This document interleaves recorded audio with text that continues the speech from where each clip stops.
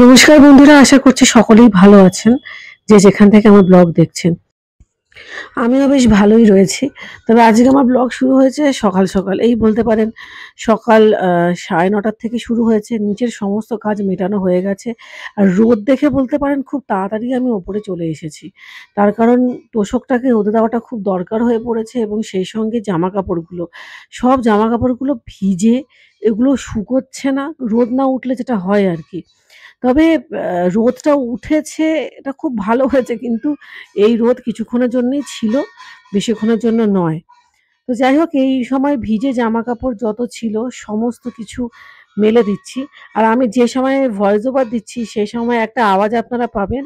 তার কারণ হচ্ছে আমার পাশের বাড়িতে এরা, মানে এদের ব্যক্তিগত বোধ বুদ্ধি বলে কিছু নেই, কিছু বলার নেই আমার। আর যাই হোক, ঠিক আছে, ছেড়ে দিন। মানে এমনই একটা পজিশন আরকি। এরা অত্যন্ত নয়েজ সৃষ্টি করে এবং অন্যদের বিরক্তটা বড্ড বেশিই করে। যাই হোক, এতক্ষণে থামলো আওয়াজটা। ঠিক আছে, কি আর করব? আমারও মানে ব্লগিং যখনই আমি করি প্রচুর বাধা আমাকে পেরোতে হয়েছে, এখনো পেরিয়ে যাচ্ছি। এটা তারই একটা অংশ। তো যাই হোক, এখন ব্লগে ফিরি। রোদ উঠেছে, জামাকাপড়গুলো মেলে দিয়েছি। মেলে দিতে পেরে ভালো লেগেছে। আমার চন্দন জবা গাছে অনেক জবা হয়েছে। জবাগুলো বেশ বড়, বড়ই হয়েছে। কারণ চন্দন জবা গাছে রোদ পেলে কিন্তু সেই জবা গাছ খুব ভালো হবে।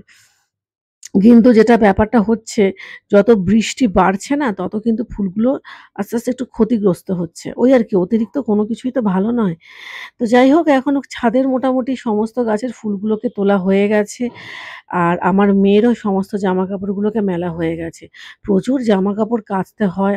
বলতে পারেন আমার জামাকাপড় একটু বেশিই হয়। ঘরে বাচ্চা থাকলে যা হয় আরকি। তো মুহূর্তে মোটামুটি ছাদের কাজকর্মগুলো মিটিয়ে নিয়ে আমি এসে গেছি আমার ঘরে এবং ঠাকুরকে একটু পরিষ্কার পরিচ্ছন্ন করে নিচ্ছি আরকি বলতে পারেন। তো যাই হোক, বাসি ফুল যেগুলো ছিল সেগুলো সমস্ত কিছু সরিয়ে নিয়ে সিংহাসনটাকে নিচ্ছি কিছুটা এরপরেই মেয়েকে আনতে গেছি। মানে মেয়েকে স্কুলে আনার জন্য বেরিয়ে পড়েছি। আর আমি তো আপনাদেরকে বলেই ছিলাম যে যতটাই ঝলমলে আকাশ হোক না কেন, বৃষ্টি এলো বলে। তো যাই হোক, বেশিক্ষণের রোদ ছিল না। তো যেটুকু পেয়েছে সেটুকুতেই মঙ্গল আরকি। আর বেরোনোর পরে যে হারে কালো মেঘ আমি দেখলাম, তাতে করে আমি একটা ব্যাপারে নিশ্চিত হয়ে গেছিলাম যে ভালো মতনই বৃষ্টি নামতে চলেছে। তো যাই হোক, এতক্ষণে একটু আপনাদের সামনে এলাম মুখোমুখি হয়ে। তো আসলে সামনে এসে আপনাদেরকে ওয়েলকাম জানানোটা আমার একেবারেই হয়ে ওঠে না, কারণ সেটার অবকাশ আমি পেয়ে উঠি না আরকি। মানে ফোনটাকে সেট করে ব্লগিং করাটা, ওটাই আমার কাছে অনেকটা সময় সাপেক্ষের ব্যাপার।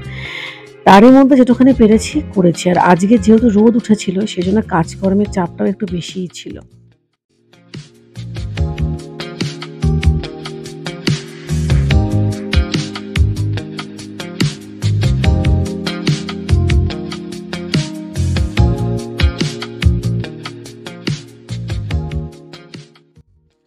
বৃষ্টি নেমেছে ঝমঝম, রাস্তা ফাঁকা, কিন্তু দোকানের কোণে একজন লোক নিজের মতো করে রান্না করছে। তার উনুনে আগুন জ্বলছে। সে আগুনের ধোঁয়ায় মিশে যাচ্ছে বৃষ্টির ঠান্ডা গন্ধ। খুবই সাধারণ একটা মুহূর্ত বন্ধুরা, কিন্তু খুব অদ্ভুত শান্তির। হয়তোবা খাবার সে একাই খাবে, হয়তোবা কারোর জন্য রেখে দেবে, কিন্তু এই বৃষ্টি আর রান্নার গন্ধ শহরের কোলাহলের মাঝেও একটুখানি শান্তি এনে দেয়। এই সমস্ত কিছু ভাবতে ভাবতে আমার টোটোটিও চলে এলো এবং আজকে ভাগ্যক্রমে আমি হোলি ফ্যামিলির জন্য আমাদের চলতি রাস্তাতেই টোটো পেয়ে গেলাম। অন্য সময় আমি হেঁটেই যাই এবং এই রাস্তায় হোলি ফ্যামিলির জন্য টোটো পাওয়াটা খুবই, মানে কি বলবো, সম্ভবপর বিষয় নয় আরকি। তো যাই হোক, বাড়িতে চলে এসেছি অনেকক্ষণ। এই মুহূর্তে আপনারা একেবারে রাত ৯টার একটা ভিডিও ক্লিপিংস দেখছেন, যেখানে আমি আমার মেয়েকে খেতে দিচ্ছি।